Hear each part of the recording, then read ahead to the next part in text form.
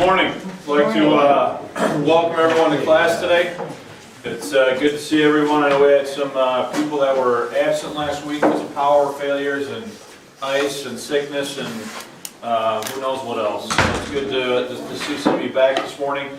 If you have in front of you a set of notes, Grace History Project Lesson 120, the Stam GBC controversy, and there already is a mistake on there that needs to be fixed. This is part 4, not part 3. That's my mistake.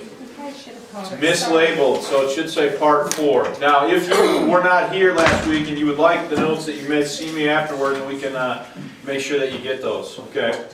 So this is lesson 120, and again, the title is the Stam GBC Controversy Part 4.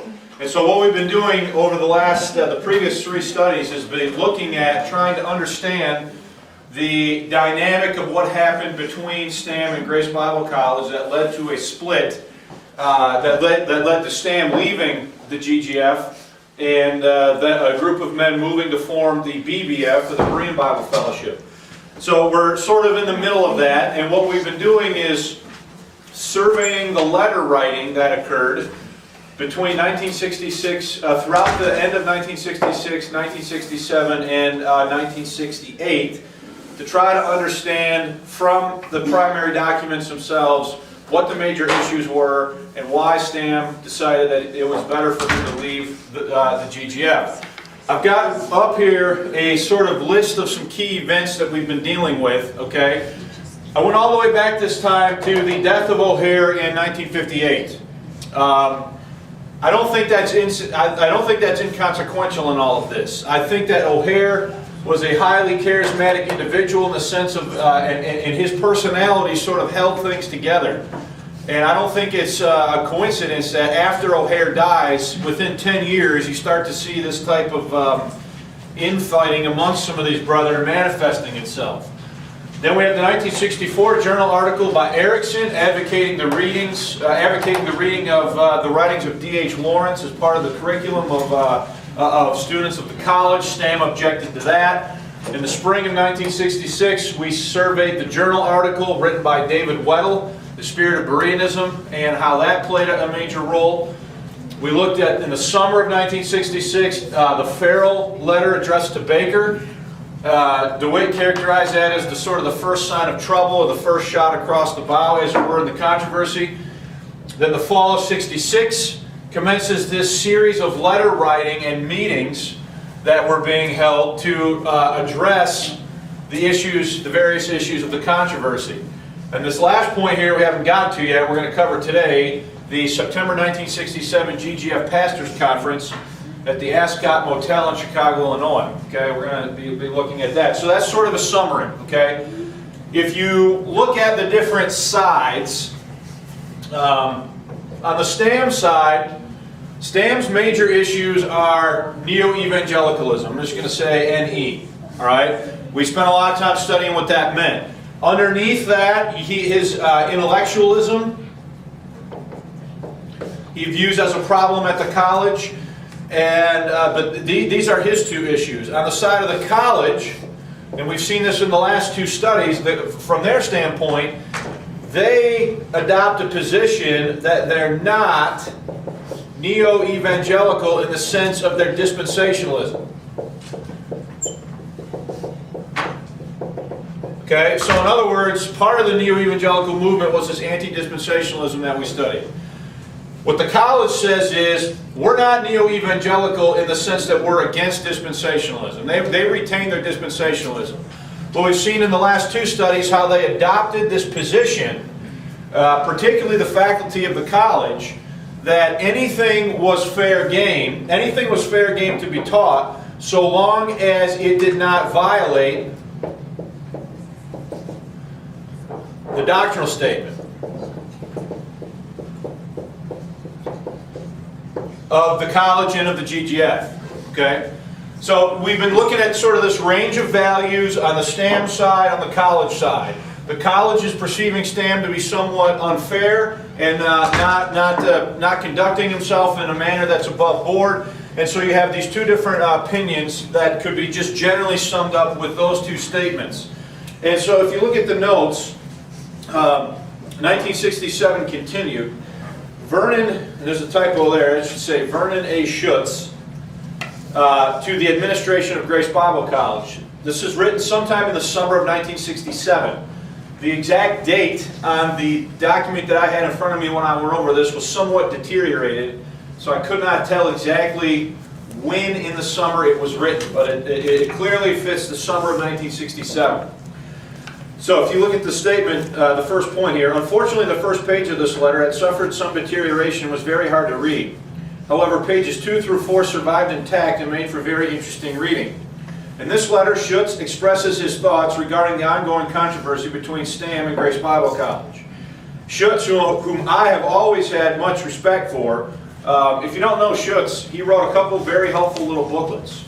One on the assigned gifts, one on 3 Bible churches, and another one on water baptism. Not real long books, but real short, but real good, real useful material that he put together there. Schutz, whom I had always had much respect for, sided with Baker and Dean against Stam. Schutz viewed the dilemma as stemming from a, quote, contentious spirit, that he had seen developing for a good while. Schutz perceived that arguing with Stam about the facts was a waste of time because, quote, we are not dealing so much with a set of factual issues, but an attitude. All caps there is Schutz's way of stating it, okay? So what Schutz is saying is that in dealing with Stam really doesn't care about the facts of what's going on. There's an attitude issue or problem on Stam's part. Now that's Schutz's understanding or perception of the situation in this letter dated the summer of '67. Specifically, Schutz took exception to an article published by Stam in the April 1967 issue of the Searchlight. In an article titled On Two Sides of the Fence, Stam made it appear to his readers that Jack Dean vacillates in declaring himself a fundamentalist. Quote from the Schutz letter now. Mr. Stam does not state Dr. Dean's true position. Dr. Dean is merely being cautious, as I am, in reference to the term fundamentalist. So often today, the term fundamentalist no longer carries a theological connotation. This term is often used in the sense of a narrow-minded, bigoted, backbiting, belligerent person who fights against everything and anything and with anybody. In some circles, this is what is meant by fundamentalist. And I hasten to add, I hope these circles do not consider me a fundamentalist in their sense of the term. I always answer the question, are you a fundamentalist, by saying, if by fundamentalist you mean fundamentalist in its theological sense, yes, I'm a fundamentalist. But if you mean by the terms a person who is contentious in the faith that I trust, then I trust I am not that. This is what Jack Dean meant by his statement, I am not a fundamentalist, in certain circles as defined in certain ways. What is wrong with this? This is what Brother Dean does. I know, I talked with him. But Messrs. Farrell and Stam have also talked with him, and still they interpret Jack Dean erroneously and have made it appear that Dean is playing on two sides of the fence. It seems to me that these brethren are indeed fundamentalists in the contentious sense of the word. So Schutz is a little bit upset here, okay? And he's saying that what he's doing is saying, look, when Jack Dean said, "I'm not a fundamentalist," in certain sense defined in certain ways, what he's saying is similar to what Schutz is arguing here. We'll see that in a minute. But what he's actually saying is the one who's the contentious one is who? Stam. Next, Schutz attacks Stam's statements that Dean is a neo-evangelical. Quoting again, Mr. Stam is quick to point out where Dean's convictions seem to parallel with the neo-evangelical approach to evangelism. When Jack says that we should not buttonhole a person or be offensive to friends, relatives, and neighbors, incidentally, as I understood Mr. Stam when he taught us personal evangelism, he said in substance the same thing. Both these brethren had these convictions before the term neo-evangelicalism was coined. I know I did. Just a comment about that. You need to understand, Schutz was a student at Milwaukee Bible College when Stam was one of the professors. So when Schutz is saying this, he's saying, look, he's accusing Dean of things that Stam himself taught when he was teaching at the school about how to handle yourself in evangelism before the term neo-evangelical was even in use. So again, this is Schutz's estimation of what's going on. Now, continuing with the quote, now because Jack Dean's own personal conviction may agree with the neo-evangelical position here, does this make him a neo-evangelical? Dean may agree with them in some areas, as do I in some areas. If this makes us neo-evangelicals, then it is not incorrect to call us, is it not incorrect to call us ultra-dispensationalists because we agree with them in some areas also? Just because a man's point of view may at times parallel with another group, this does not make him one of that particular group. Roman Catholics believe in the Trinity, virgin birth, and inspiration of the Scriptures, and so do I. Would you label me a Roman Catholic? Of course not. If you did, you would be guilty of conjuring a caricature, which according to definition is a ludicrous exaggeration or distortion. Neither should we brand each other neo-orthodox or neo-evangelical simply because our points of view at times run parallel with theirs in certain areas. Schutz is a little fired up here. Okay? And he's taking Stam to task over how he's conducting himself, accusing them of being neo-evangelicals because there are a few points of belief that overlap with the neo-evangelical agenda. And what Schutz is saying, look, if that's going to be the standard, then are we ultra-dispensationalists? Are we Roman Catholics? Because there are points of agreement that we have on different issues of doctrine with ultra-dispensationalists and with Roman Catholics. Schutz's ultimate estimation is no, what this is doing is creating a caricature, and it's a caricature that's not a complete representation of everything that, Dean himself held to in terms of these things. So I'm going to finish the next point and we'll take any questions. Schutz viewed the tactics of Stam and Farrell as being the very same as used against the grace movement by their opponents who sought to brand them as ultra-dispensationalists. Quoting again, the whole approach made by these men falls under reproach here. It appears to me that their labels of, quote, liberal and neo-evangelical are caricatures designed to prejudice and inflame their listeners against some of our grace brethren and the school. To create a caricature and then proceed to demolish this in God's name, as though we are some kind of champion, is one of the wiles of the devil. Our opponents have done this to us with the caricature of ultra-dispensationalists, and now some of our own brethren seem to be using such tactics on their own grace brethren. End of the quote. We need to have a quotation mark, Sylvia, at the end of that one. All right, seems like a good place to stop. Any questions or comments at this point about Mr. Schutz's letter? It's pretty straightforward letter. I mean, frankly, some of what he's saying is sort of hard to argue with. In terms of, some of the things that we've observed, particularly last week, if you were here for that lesson, you remember that William Root in California was basically bringing up some of these exact same, in his letter, in William Root's letter, he was bringing up some of these same issues that Schutz is mentioning here. Schutz's letter is much more articulate in the sense of how he's describing what he perceives to be going on.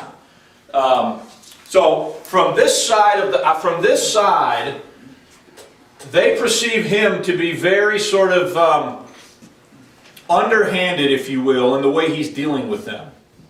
He perceives them on this side to not be being straightforward and dodging and refusing to answer direct questions. So there's a real sort of fundamental disagreement here that is probably going beyond simply the neo-evangelical, non-neo-evangelical. Just to throw out the question,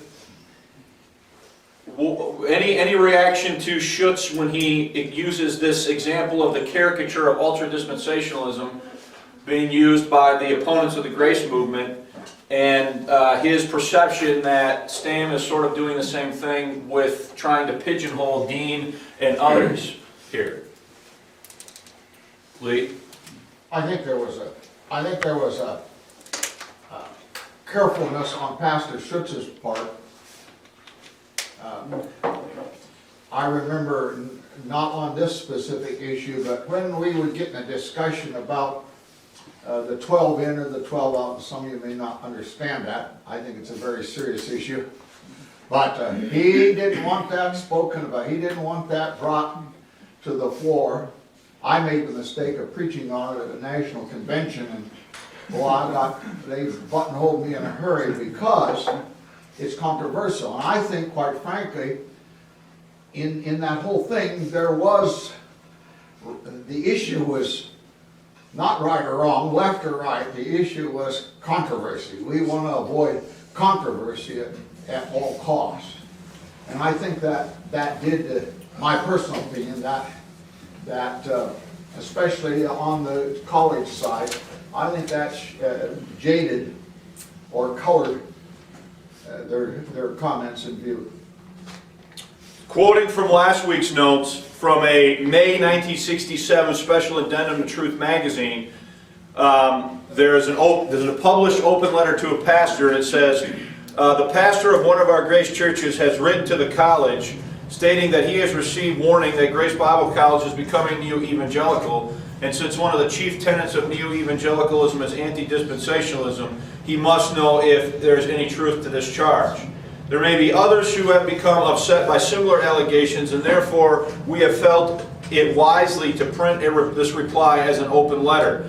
And then another quote from last week's notes, they actually say in another article in Truth magazine that he is the one that is completely responsible for bringing the controversy to the wider constituency of the GGF, not the college. That the college was trying to, as Lee just said, not or avoid controversy on these issues.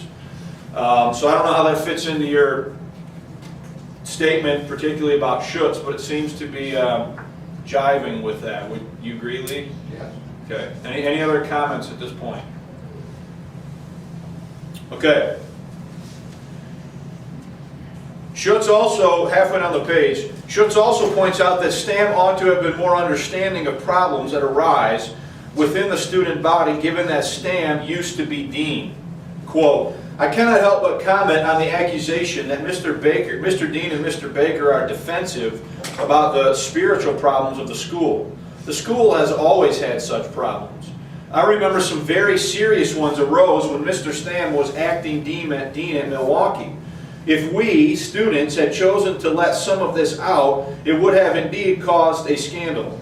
Mr. Stam seems to forget, should say how, not now, how helpless he was to prevent such occurrences, nor does he seem to be the least bit sympathetic or understanding toward the present administration.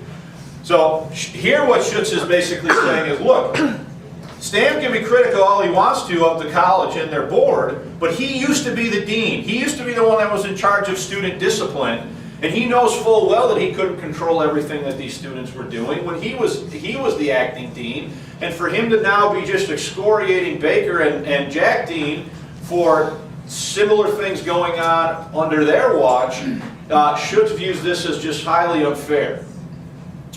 Schutz does agree with Stam that the writings of D.H. Lawrence are immoral. Schutz compares Stam and Farrell to the Pope and the Archbishop of the Church of England in terms of their tactics. Quote, in reading over this material, I get the distinct impression that Messrs. Farrell and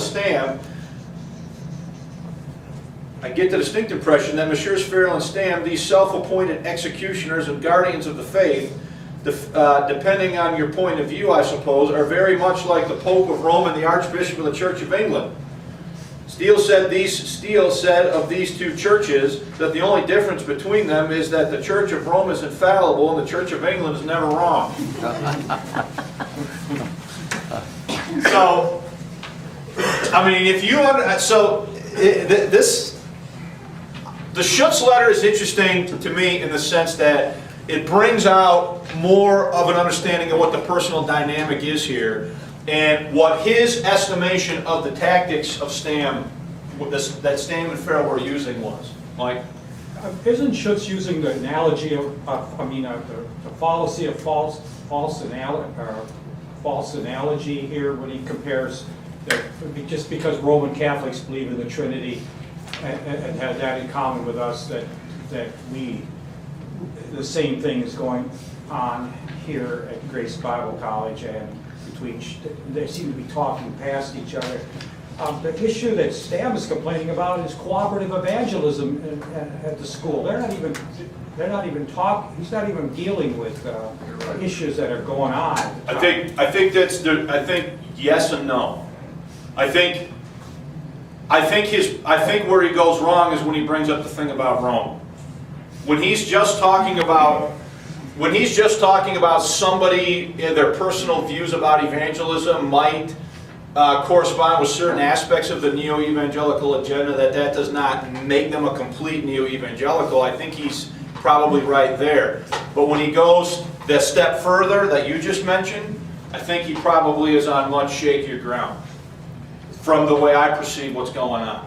And I've sort of privy to some information that's going to come up later here that hopefully will help you understand that I got directly from DeWitt in a conversation I had with him. Any other questions or comments? All right, September 19, 1967, Stam to an unnamed pastor.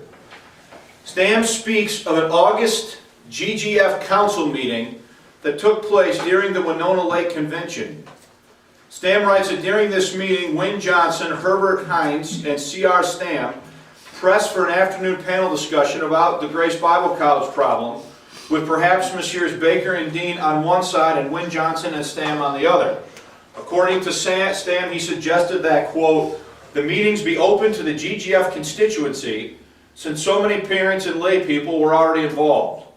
According to Stam, this suggestion was overruled in favor of a, quote, special pastors conference to be held September 26 through 28 to discuss the issue. When I asked whether we might bring certain laymen along, the majority ruled that the conference should be for pastors only. Stam complains that he learned on September 3rd that the GGF Council was planning to have its laymen attend, to which Stam replied in a letter to the National Secretary, Dan Baltima, stating, quote, it was the official decision of the Council that the meeting be open to pastors only. I'm interested to know what the format of these meetings will be. I had suggested one. Does our side have no voice in deciding this? We have not as yet been contacted about it. Also, some council members mentioned taping the proceedings. Will this be done? If so, we should be notified so we can do the same. End of that quote. Receipt of Baltima's reply brought the following amazing revelation, according to Stam. Quote, after Wynne Johnson and I were off the council and its membership was stacked in favor of the college, so apparently something happens here. I need to interject this. Sometime between the August council meeting and the writing of this letter, Stam and Wynne Johnson are no longer on the GGF council. I don't know if that's by their own choice or if they were somehow forced off of the council. He doesn't say. But it's obvious when you read this that he is no longer on the GGF council at the time of the writing of this letter. After Wynne Johnson and I were off the council and his membership was stacked in favor of the college, the council decided that it would be conducting proceedings at the pastors' conference in which one tape recorder would be permitted, theirs. Note the proceedings are not to be taped to provide you and us with copies. Brother Baltima's letter states, quote, the council has voted for one tape recorder to be allowed and all sessions will be taped, which will be for the official record of the GGF. So there you have it. We are to have impartial proceedings by a council already overwhelmingly committed to the defense of GBC. The president himself, also president of Grace Bible College. They can have their laymen attend, but we can't. They can tape our statements, but we can't tape theirs. and only upon inquiry, we learned of this on September 16th, just 10 days before the conference is to begin. We are not consulted about the conference in any way. This arbitrary action certainly makes it appear again that the defenders of Grace Bible College do not want this matter discussed on equal terms over open Bibles. They want to silence us. After reading Brother Dan's letter, I immediately called Wynn Johnson and Jeff Farrell to ask them to think and pray as to what we should do now. The result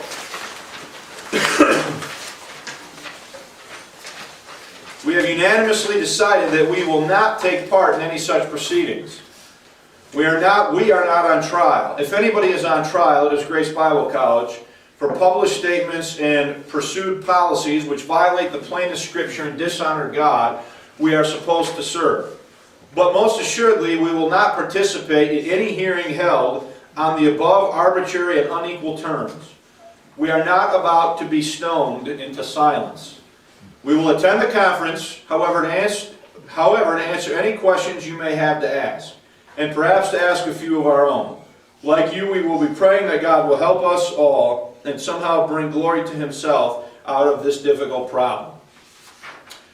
The letter contains a postscript stating that when Stam had finished writing the letter, he received a copy of the agenda for the scheduled meeting. And this is, next statement is the contents of that postscript. Quote, please note Jack Dean, Ed Erickson, Dave Weddle, Charles F. Baker, 1 hour and 20 minutes together. Stam 20 minutes, Wynn Johnson and Jeff Farrell, none. Ask yourself whether this does not fully justify our action above and our conclusion that the defenders of the college want to overwhelm and silence us rather than engage in a confrontation on equal terms over open Bibles.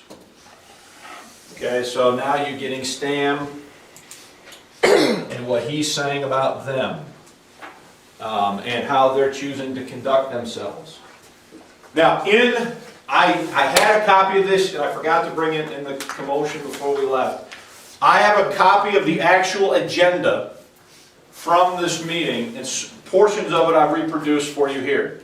Because Stam makes accusations in this postscript, they are accurate based upon as they appeared on the agenda. So let's look at this. September 26th through 28th, GGF Pastors Conference at the Ascot Hotel in Chicago, Illinois.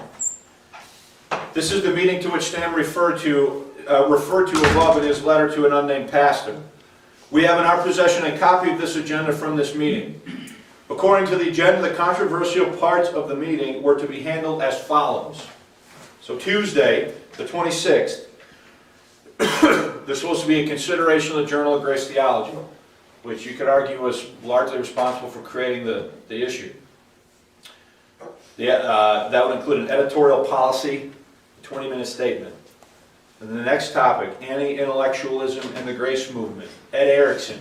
Ed Erickson was the author of this journal article advocating for the reading of D.H. Lawrence material. 20-minute statement. Spirit of Bryanism. David Weddle, 20-minute statement. Discussion will follow each 20-minute statement. Wednesday. Charges and criticisms in respect to Grace Bible College. Since the pastors have received both points of view through the mailed package pertaining to this subject, there will be only 20 minutes of introductory remarks from Cornelius R. Stam, 20 minutes, Charles Baker, 20 minutes. Discussion will follow each 20-minute statement. Ethical methods in respect to charges and criticisms and continuation of discussion on ethical methods. Thursday, our attitude toward growth in the Grace Movement.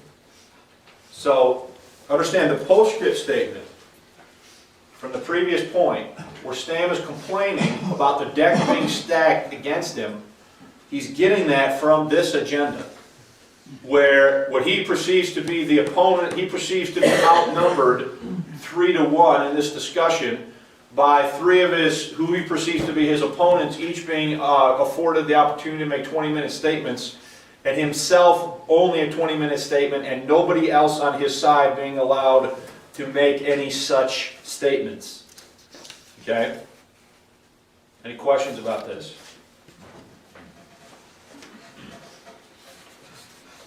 No? Kind of nothing really to sort of what it is, right? Top of page 5.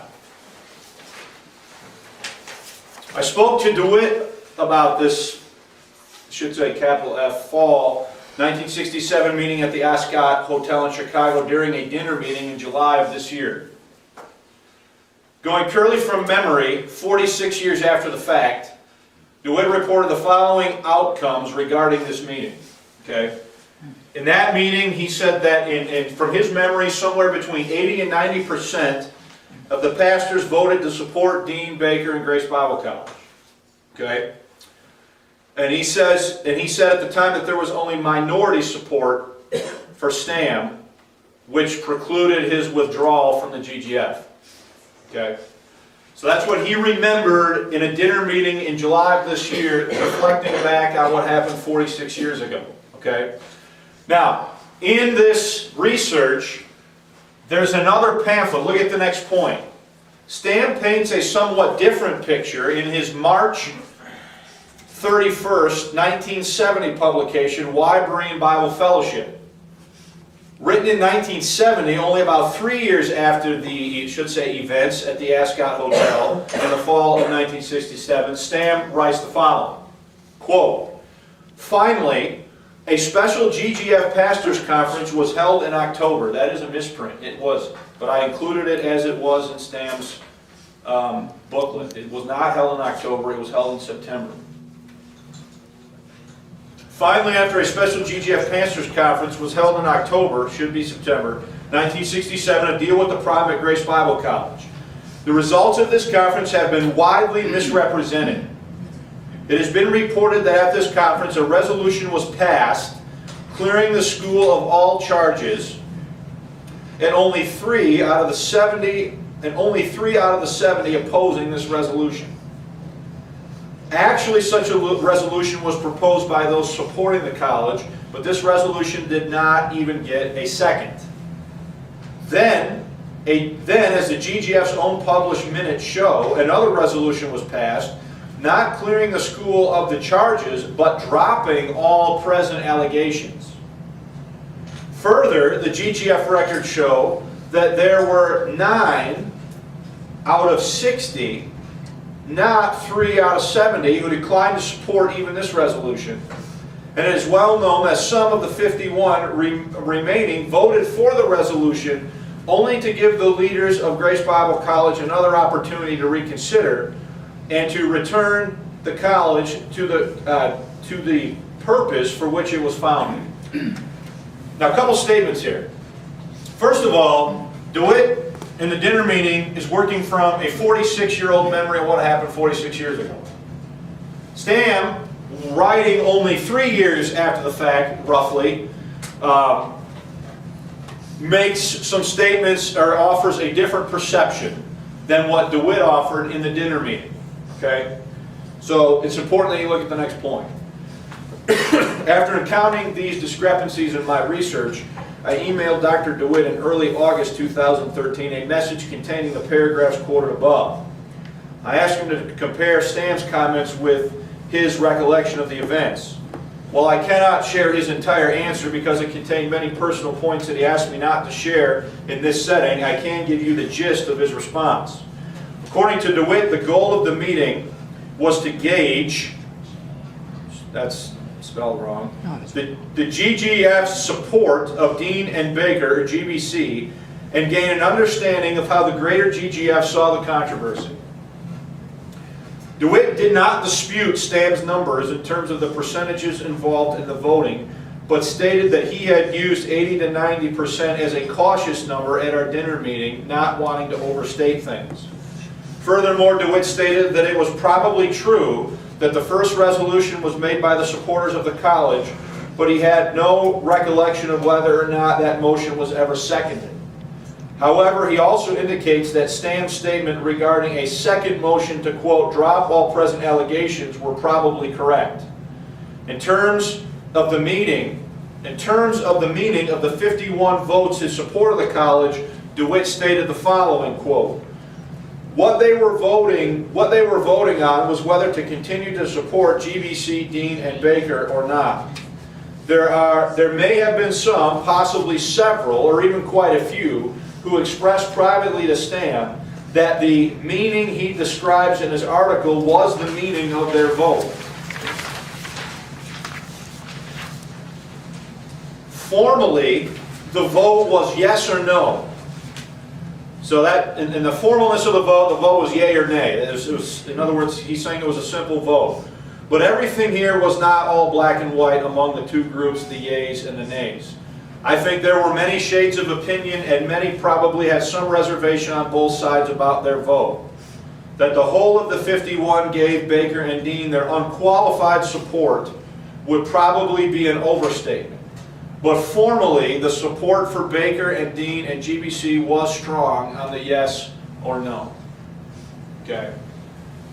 So ultimately, DeWitt is not really disputing much about what Stam says in Wyvern Bible Fellowship from March 1870. Okay. All right. There's a lot of technicality stuff there. Any questions about any of that? Should that read or should that mean there on that, the last line? But formally, the support for Dean and Baker and the GBC was very strong on the, should it say just the yes? That's the way he wrote it. Yes or no. That means, yeah, it's very... What he means is, the people that voted in favor of the college, they may have had nuanced thinking, but they were generally voting to support the college. People that voted not to support the college probably had nuanced thinking also, and that they were voting generally to say they were not in support of the college, I think is generally what he's saying. Any other comments about that?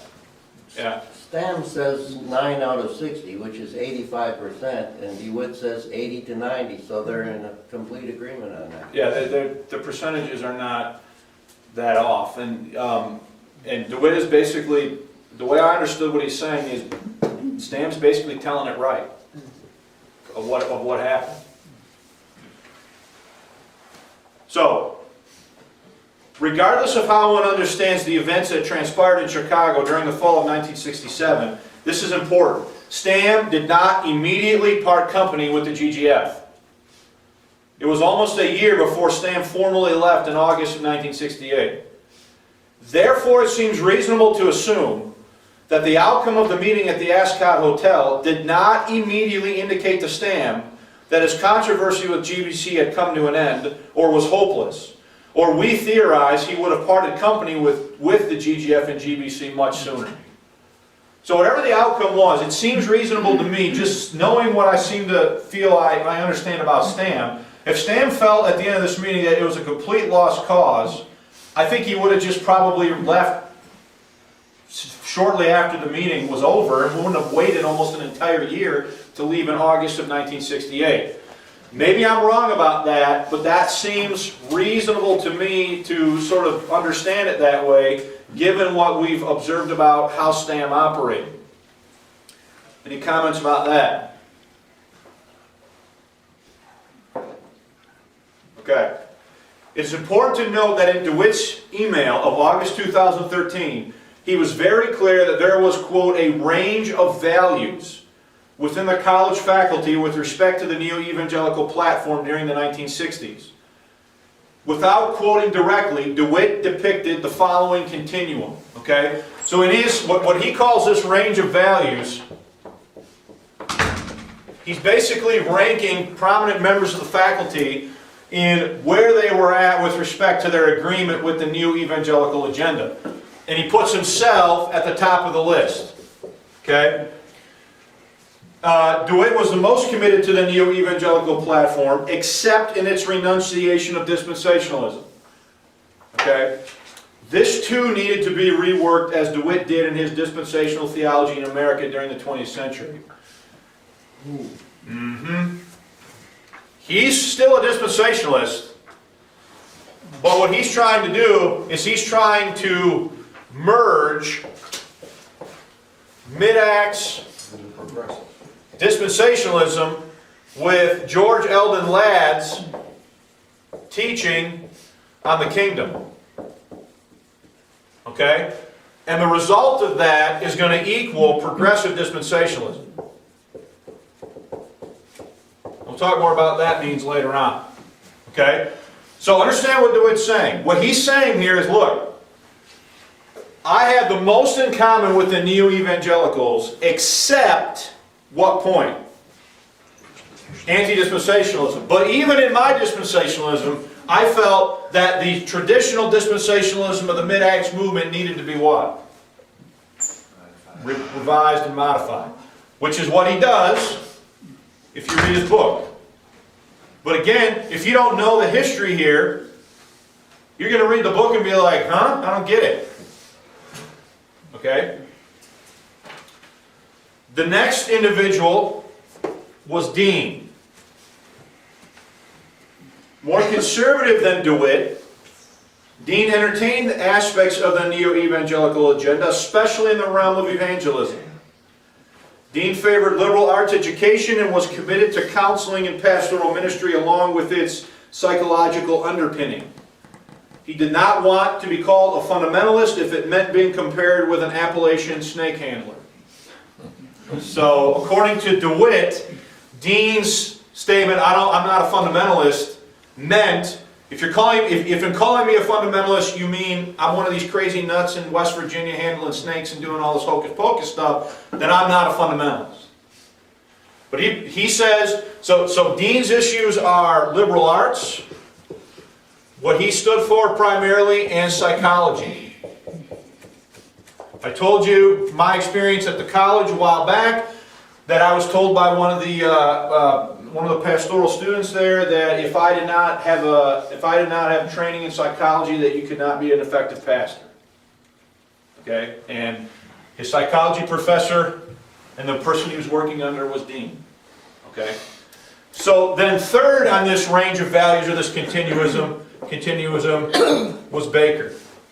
What DeWitt said about Baker is interesting. He says that Baker was the most conservative and cautious, and DeWitt suspects that Baker never quite fully understood the neo-evangelical movement. That's his estimation of Baker. His estimation of Baker is Baker didn't really ever grasp what was going on with the neo-evangelicals. His answer to all of that was total silence. And you've pointed that out a couple times already. Baker was committed to the study of science, and it's being a part of the college's curriculum. DeWitt described all three men as having doubts about the creation research movement that started in the 60s. Mike mentioned that a few weeks back. Okay? So there you go. Again, the official position is we're not neo-evangelical in the sense that we're anti-dispensational. And we should have academic freedom to teach anything that is not in violation of what? The doctrinal statement of GBC and the GGF.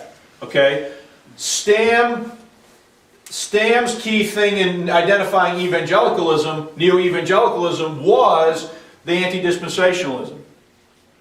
So Mike, in his comment here, is also correct. These two, to some degree, are talking past each other. Because when Stam's saying neo-evangelicalism has made an incursion into the school, he's referring to the intellectualism, and he's also thinking about their dispensationalism. From this side of the coin, they're saying, hey, we have never not been dispensationalists. We've never not been dispensationalists. We may have entertained other things that weren't specifically prohibited in our doctrinal statement, but we've never been neo-evangelical in the sense that we've never been anti-dispensational. Does everyone understand that?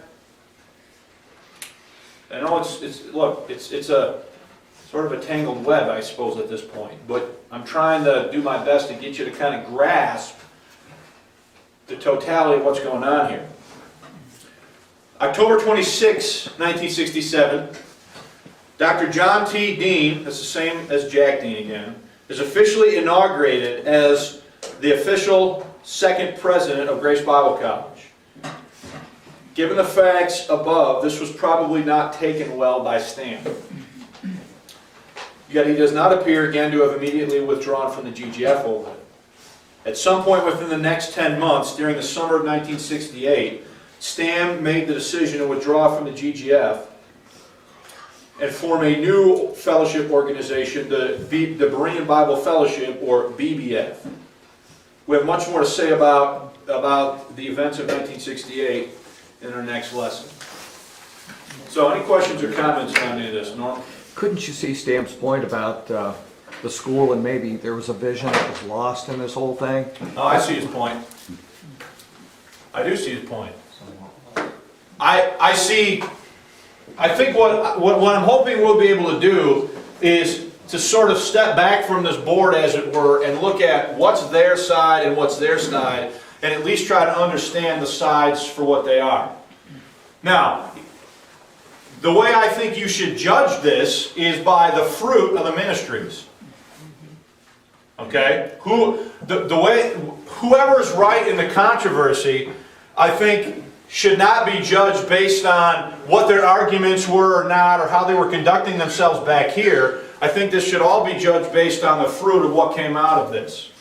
Okay? And again, this is in no way intended to be, specifically offensive, but I think if you judge based on the fruit and the production of men that are preaching mid-Acts Pauline dispensationalism, it seems to me that Stam's side was the correct one. Despite whatever ugliness or unfortunate manners in which he conducted himself in the middle of it. Okay?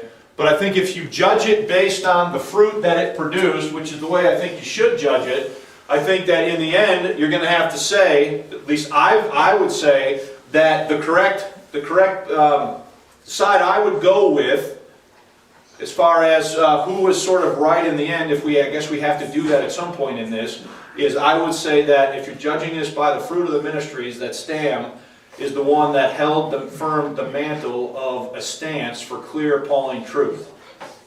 Okay? And that the college, starting in the 60s, possibly sooner, began to hedge on some of this stuff, and they largely still are. So, we've got a few minutes for any questions or comments, Lee. I'd like to make a comment, whether it is meaningful to this discussion. Dr. Dean, I was always a good friend of Dr. Dean. I didn't always agree with him, but I always thought he was a very fair, kind, and he had a gentle disposition about it.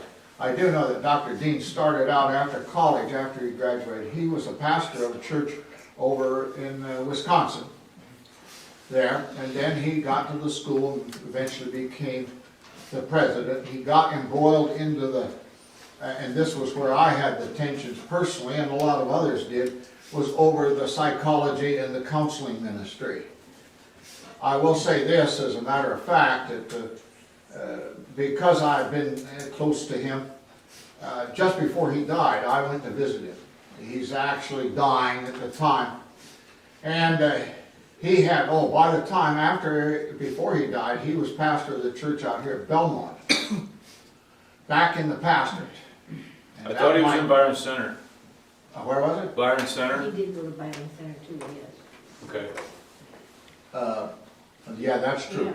Yeah, he was out, he went there. So that would have put him back into the context of being a pastor, rather than a college president and embroiled in this. I don't know whether that tainted what he said to me as he was dying. I don't want to imply that he's actually laying on the deathbed, but he's dying of cancer. He told me that his greatest regret was that knowing what he knew now, he would have never ever pursued the psychology and his education in the area of psychology and counseling. His greatest regret that he ever left or backed away from the pastoral ministry. And that always was, I always appreciated that he was, at least to me, whether he told it to others or not, I think it showed his heart was for the pastor and for that focus of ministry, rather than, I took it to mean that the rest was a waste of time. He would have rather have stayed pastor. Being a pastor of a church is definitely a different mindset than being a college professor. Yeah. And I've always held that. So, anyway, what is working? Mike?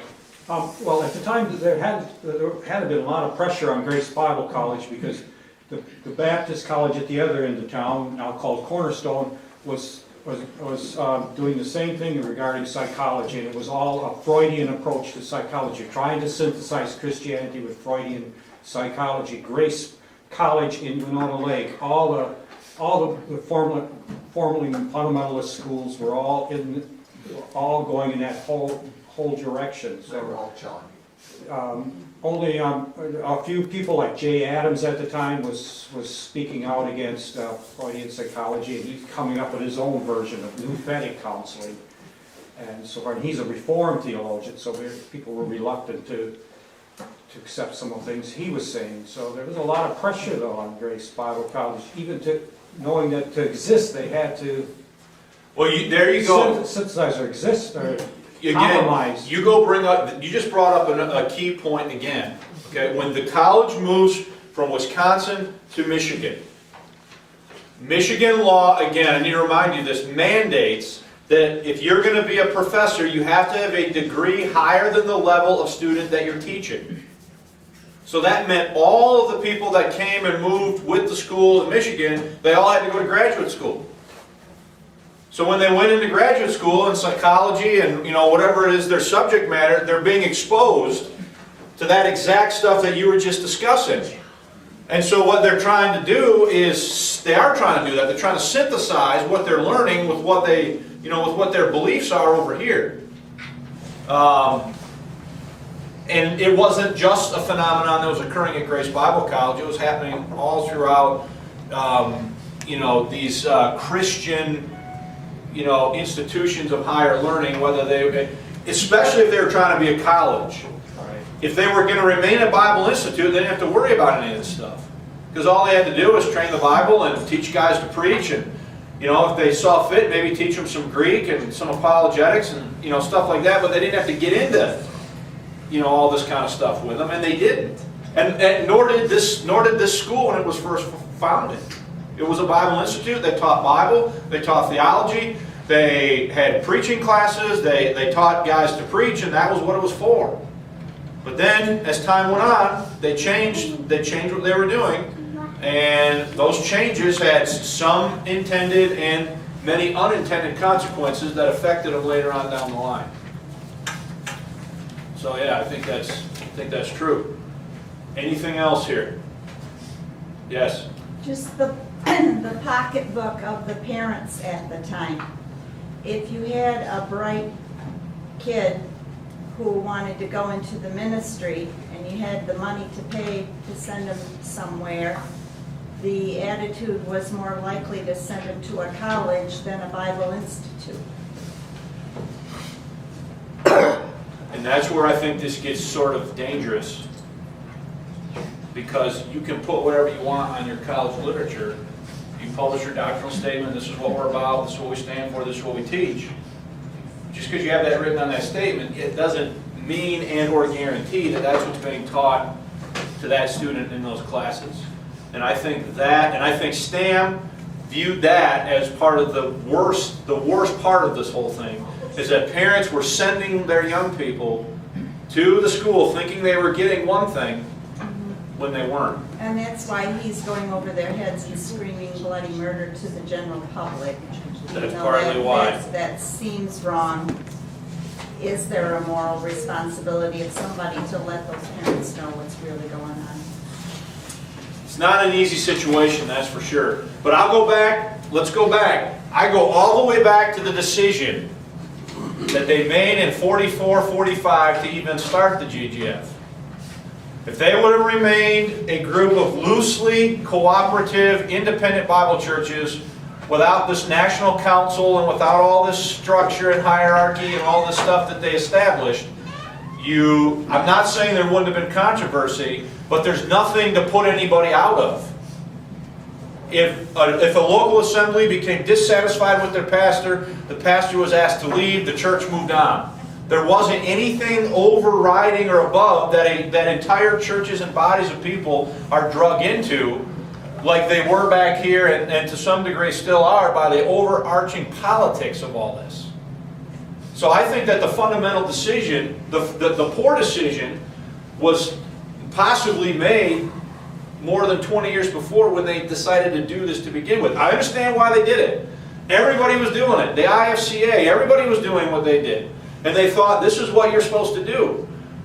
But I think that the wheels began to fall off of it when they began to organize at a level beyond the local church. Because when the Grace Movement had its power, it's when you had influential, regional, local churches, like O'Hare in Chicago and Culp in Pennsylvania, and guys spread around the country that were just doing the ministry the way they thought they should do it and the way their people wanted it done, that you had a major groundswell of people that were hearing what they had to say and accepting it and believing it. As soon as you start to organize beyond that level, I think that's where the real issues came into. That's the seedbed of all this trouble. So, anyway, we are actually done a few minutes early, if you could do that. Today, in that same context, at the GGF level, I don't think, at least they were requiring at one time, probably 10 years ago, that if you were already ordained, as I was, and others, and had a legitimate ordination, they were requiring, or wanted to require us to be reordained, which is, and now when that happens, now you have the legitimate, you have the power of hierarchy on you. I refused, I went through that mess once. I had my baptism of fire when I was ordained. I'm about to go through it again, but that's what they wanted, and they may be requiring that right now, that they want to have us reordained. And I again, do know that happens in a lot of organizations. I am familiar with some of the other the policies of some other denominations that, for example, I preach quite often in some Pentecostal churches as I get there. Well, most of the preachers could care less, but now the Assemblies of God have really gotten tight on their. I'm not allowed. They will not authorize somebody who's not got the imprimatur or the stamp of approval to come and preach even an evangelistic meeting in their churches. just think about what's going on here at this pastor's conference at the Ascot Motel. The whole reason we're having a pastor's conference is because the GGF National Council said we're going to have a conference to settle this issue. So everyone sends their pastors to the national conference. Where's that in the Bible? Where's the Pauline pattern for that type of? And I understand Jerusalem Council, Acts 15. All right, well there you go. Well, as Paul goes out and establishes these churches, he establishes them as independent, fully functioning Bible churches with their own ordained elders that are responsible for the work of the ministry, and he never tells them to join any other sort of organization. So there's a lot of things going on here, okay?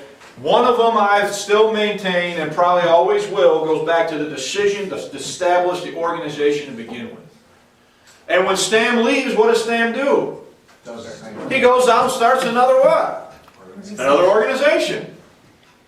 Because there's an organizational mentality that the only thing legitimate that's done for the ministry has to come from an organization. Okay, but more about that later. Thanks for your attention. We are now done on time. What's your